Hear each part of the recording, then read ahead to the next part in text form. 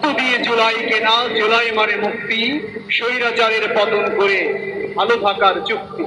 জুলাই মানে ছড়ল দেশে বীর শহীদের রক্ত, উঠল কেমে সর্বনাশা বাদশাহী ওই তত্ত্ব। ওরা চিৎকার শুনতে চেয়েছিল লাখো মানুষে, নিরস্ত্র ছাত্রের বুক চিড়ে বেরিয়ে যাওয়া রক্তের ফিনকি দেখার স্বপ্ন ছিল তার। রান্দার কোপে আলগা হয়ে যাওয়া কিশোরের কচ্ছি তাকে বিচলিত করেনি।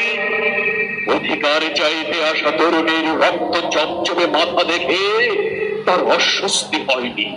চশমার কাঁচ ভেঙে অন্ধ শিক্ষার্থী আর দেশের ভবিষ্যৎ প্রজন্মের পঙ্গু দেহ নিয়ে ভাবনা ছিল না তার কাছে উৎপাদ মনে হয়েছিল হাতুড়ির আঘাতে মেরুদণ্ডের হাড় ভাঙা যুবকের আর্তনাদ, আর গুম হয়ে যাওয়া পিতার অবুঝ কন্যার আহাজারি।